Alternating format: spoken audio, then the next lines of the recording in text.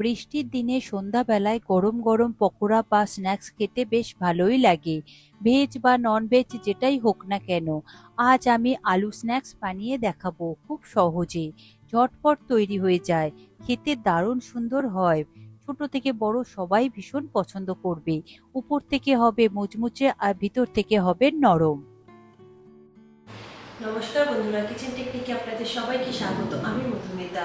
আজ নিয়ে এসেছি একটা দারুণ স্বাদের রেসিপি। চলুন দেখে নেওয়া যাক। আলু স্ন্যাক্স বানানোর জন্য আমি একটা পাত্র নিয়েছি। আলুটাকে প্রথমে সিদ্ধ করে নিতে হবে। আমি এখানে দুটো মিডিয়াম সাইজের আলু 4 টুকরো করে নিয়েছি, যাতে তাড়াতাড়ি সিদ্ধ হয়ে যায়। আপনারা চাইলে এটা প্রেসার কুকারেও সিদ্ধ করে নিতে পারেন। পাত্রের মধ্যে আমি প্রথমে প্রয়োজন মতো জল দিয়ে দেব। এরপর ধুয়ে রাখা আলুগুলোকে দিয়ে দেব। তারপর ঢাকা দিয়ে এটা খুব ভালো করে সিদ্ধ করে নিতে হবে। আলুটা আমি খুব সুন্দর করে সিদ্ধ করে নিয়েছি। গ্যাসের ফ্লেমটাকে বন্ধ করে দিয়েছি। তারপর এটাকে জল ঝরিয়ে নিতে হবে। আলুগুলো আমি একটা পাত্রের মধ্যে নিয়েছি। আলুগুলো একটু ঠান্ডা হলে তারপরেই ম্যাশ করে নেবেন।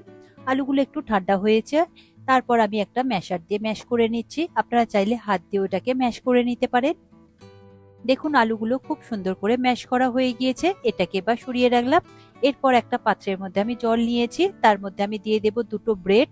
আমি এখানে দুটো পাউরুটি নিয়েছি, কারণ এটা দুটো মিডিয়াম সাইজের আলু রয়েছে। আলুর পরিমাণ যদি বেশি হয় তাহলে পাউরুটির পরিমাণটাও বাড়িয়ে দেবেন। এই ব্রেডগুলোকে জলের মধ্যে দুটো সাইড খুব ভালো করে ডুবিয়ে নেবেন। নেওয়ার পরে দুটো হাতে চাপের সাহায্যে এইভাবে এক্সট্রা জলটাকে বের করে দেবেন। ঠিক দেখুন আমি যেভাবে করছি, দুটো হাতে চাপের সাহায্যে এক্সট্রা জলটাকে বের করে দিয়েছি। এরপর একটা বোর্ডের উপর রেখে এটা ছোট ছোট করে টুকরো করে নেব। আপনারা চাইলে এটা হাত দিয়ে এমনি ম্যাশ করে দিতে পারেন, কারণ এটা ভীষণই নরম রয়েছে। আর আলু স্ন্যাক্স এর মধ্যে এই রকম ব্রেড দিলে খেতে বেশি ভালো হয়, খাস্তা হয়, মুচমুচে হয় আর ভিতর থেকে ভীষণই সফট হয়। এরপর কুচিয়ে নেওয়া ব্রেডটা এই আলুর মধ্যে দিয়ে দেব। এরপর ঝালের জন্য দিয়ে দেব 1 চা চামচ চিলি ফ্লেক্স। চিলি ফ্লেক্স যদি না থাকে শুকনো লঙ্কা ছোট ছোট করে কুচিয়ে নিতে পারেন। আর সঙ্গে দিয়ে দেব একটা মতন কাঁচা লঙ্কা। কাঁচা লঙ্কাটাও ছোট করে আমি কুচিয়ে নিয়েছি। এরপর নিয়েছি 1 চা চামচ অরিগানো। আর নিয়েছি স্বাদ অনুযায়ী নুন। নুন আর ঝালটা অবশ্যই আপনারা নিজেদের টেস্ট অনুযায়ী দেবেন। এরপর দিয়ে দেব 1/2 চা চামচ গোলমরিচ গুঁড়ো। আর দিয়ে দেব বেশ কিছু ধনেপাতা কুচি। এখানে 2 থেকে 3 টেবিল চামচ মতন ধনেপাতা কুচি রয়েছে। এরপর এই সমস্ত উপকরণ খুব ভালো করে হাত দিয়ে মেখে নিতে হবে। তবে বাচ্চারা যদি খায় সেক্ষেত্রে আপনারা ঝালটা স্কিপ করতে পারেন। কাঁচা লঙ্কা, শুকনো লঙ্কাটা, শুধু গোলমরিচটা ব্যবহার করতে পারেন। দেখুন সুন্দর করে আমার মাখা হয়ে গিয়েছে। এরপর এর মধ্যে দিয়ে দেব 3 টেবিল চামচ কর্নফ্লাওয়ার। কর্নফ্লাওয়ারটা অবশ্যই আপনারা ব্যবহার করবেন, তাতে করে পকোড়াগুলো খুব সুন্দর খাস্তা হবে, মুচমুচে হবে আর একটা বাইন্ডিংও তৈরি হবে। দেখুন 3 টেবিল চামচ কর্নফ্লাওয়ার দিয়েছি, দিয়ে খুব ভালো করে এটাকে মেখে নিতে হবে। একদম একটা ডোর মতন তৈরি করে নিতে হবে। দেখবেন মাখবার সময় হাতে আর লেগে যাবে না। যদি হাতে লেগে যায় তাহলে সামান্য একটু সাদা তেল হাতে দিয়ে দেবেন, দেখবেন হাত থেকে খুব সহজেই ছেড়ে যাবে। দেখুন খুব সুন্দর করে মাখা হয়ে গিয়েছে। এরপর এখান থেকে একটা লেচির মতন একটা ডো তৈরি করে নেব। নেওয়ার পরে হাত দিয়ে খুব সুন্দর করে গোল করে নেব। তারপর একটা বেলুন চাকির উপরে রেখে খুব সুন্দর করে একটু দেখুন লম্বা শেপ করে নিচ্ছি, ঠিক যেমন আমি করছি। এইভাবে করবার পরে উপর থেকে একটু চেপে একটু চ্যাপ্টা টাইপের করে দেবেন, একটু স্প্রেড করে দেবেন, তবে খুব বেশি পাতলা করবেন না। দেখুন আমি যেভাবে করেছি। তারপর একটু বেলুন বাড়ির সাহায্যে একটু এইভাবে একটুখানি ছাড়িয়ে নেবেন। দেখুন আমি ঠিক যেভাবে করছি। তবে রুটির মতন একদম পাতলা করবেন না, এগুলো যেহেতু একটু স্ন্যাক্স হবে একটু মোটা মোটা করবেন। দেখুন হালকা করে একটু বেলে নিয়েছি, মোটা শেপ রেখেছি। আর এটা চারিদিকটা সমান করবার জন্য এইভাবে একটু ছুরি দিয়ে কেটে নেব। তারপর ট্রায়াঙ্গেল শেপে কেটে নেব। আপনারা যে কোনো শেপে কেটে নিতে পারেন।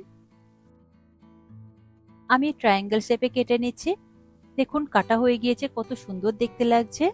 এর মধ্যে ব্রেড আর কর্নফ্লাওয়ার দেওয়ার জন্য কত সুন্দর বাইন্ডিং হয়েছে, একদমই ফেটে যাচ্ছে না বা ভেঙেও যাচ্ছে না। এই একই রকম ভাবে আপনারা বাকিগুলো তৈরি করে নেবেন। দেখুন সমস্ত আলু স্ন্যাক্স গুলো আমার কাটা হয়ে গিয়েছে। আমি সমস্তই ট্রায়াঙ্গেল শেপে কেটেছি, আর কতটা সুন্দর লাগছে দেখুন দেখতে, চিলি ফ্লেক্স আর ধনেপাতা কুচির জন্য। এরপর এগুলোকে আমি ভেজে নেব। তার জন্য একটা কড়াইতে তেল নিয়েছি। তেলটা আপনারা প্রয়োজন মতো নেবেন, কারণ এটা ডিপ ফ্রাই হবে। তেলটা মিডিয়াম ফ্লেমে গরম করে নেবেন। গরম হয়ে গেলে এই তেলের মধ্যে একে একে ওই আলুর স্ন্যাক্স গুলো দিয়ে দেব। তবে খুব বেশি একসঙ্গে দিয়ে ভাজবেন না, তাহলে কিন্তু ভেঙে যেতে পারে, কারণ এটা ভীষণই সফট। দেখুন আমি প্রয়োজন মতো দিয়ে একটা সাইড হালকা লাল হওয়া পর্যন্ত ওয়েট করবেন। একটা সাইড যখন হালকা লাল হয়ে আসবে দেখবেন ওইগুলো খুব সুন্দরভাবে তেলের উপরে ভেসে উঠবে আর এগুলো একটু হালকা করে ফুলে যাবে, একটু গোল গোল টাইপের হয়ে যাবে। দেখুন হালকা করে নাড়াচাড়া করে দিয়েছে, এগুলো কত সুন্দরভাবে ফুলে গিয়েছে আর কত সুন্দরভাবে কালার ধরতে শুরু করেছে। তবে গ্যাসের ফ্লেমটাকে লো টু মিডিয়ামে দিয়ে করবেন, হাইতে দিয়ে কিংবা পুরো মিডিয়ামে দিয়ে করবেন না, একটু লো ফ্লেমে দিয়ে করবেন, তাহলে কালারটা খুব সুন্দর আসবে। উপর থেকে খুব সুন্দর খাস্তা মুচমুচে হবে আর ভিতর থেকে খুব সুন্দর সফট হবে। দেখুন কালারটা কত সুন্দর এসেছে, একদম গোল্ডেন ব্রাউন হয়ে এসেছে। এইরকম একটু হালকা করে ভেজে নেবেন। এরপরে ঝাঁঝরির সাহায্যে তেল থেকে তুলে নিয়ে একটা প্লেটের মধ্যে রেখে দেব। দেখুন ফার্স্ট ব্যাচের আলু স্ন্যাক্সটা আমার ভাজা হয়ে গিয়েছে, এরপর সেকেন্ড ব্যাচের আলু স্ন্যাক্সটা আমি ভেজে নেব। একই রকম পদ্ধতিতে আপনারা এই স্ন্যাক্সগুলোকে ভেজে নেবেন। গ্যাসের ফ্লেমটাকে লো টু মিডিয়ামে রেখে এগুলোকে ভেজে নেবেন। একটা সাইড হালকা লাল হয়ে আসলে উল্টে পাল্টে বেশ সুন্দর করে গোল্ডেন ব্রাউন করে ভেজে নেবেন। ভাজা হয়ে গেলে তেল থেকে তুলে নেবেন, নিয়ে এটা গরম গরম পরিবেশন করবেন, দেখবেন কত সুন্দর খেতে লাগে। দেখুন সেকেন্ড ব্যাচের আলু স্ন্যাক্সগুলো আমার ভাজা হয়ে গিয়েছে, আমি একটা প্লেটের মধ্যে এটাকে সার্ভ করে নিয়েছি। আর আমি এটা সুইট চিলি সস দিয়ে সার্ভ করেছি। আপনারা চাইলে টমেটো কেচাপ দিয়েও করতে পারেন কিংবা টমেটোর কোনো রকম চাটনি বানিয়ে খেতে পারেন, গ্রিন চাটনি দিয়েও ভীষণ ভালো লাগে। আর গার্নিশিং এর জন্য উপর থেকে অল্প করে একটু ধনেপাতা কুচি আর চিলি ফ্লেক্স ছড়িয়ে দিয়েছি। দেখুন হাতে নিয়ে দেখাচ্ছি আর চামচ দিয়েও আপনাদের দেখিয়ে দেবো যে কতটা উপর থেকে ক্রিস্পি মুচমুচে হয়েছে। দেখুন একটা কাঁটা চামচের সাহায্যে ঘষছি, কত সুন্দরভাবে একদম ক্রিস্পি মুচমুচে হয়েছে। এই আলু স্ন্যাক্সটা যেমন উপর থেকে খাস্তা মুচমুচে হয়েছে, তেমনই ভিতর থেকে ভীষণই সফট হয়েছে। দেখে নিশ্চয়ই বুঝতে পেরেছেন বানানো কতটাই সহজ, খুব সহজে এটা বানিয়ে নেওয়া যায়, তবে বাচ্চারা ভীষণই পছন্দ করে।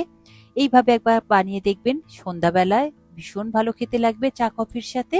শুধু বাচ্চারা কেন, বড়রাও ভীষণ পছন্দ করবে। দারুণ সুন্দর খেতে হয়েছে, ভীষণ স্পাইসি আর মুচমুচে।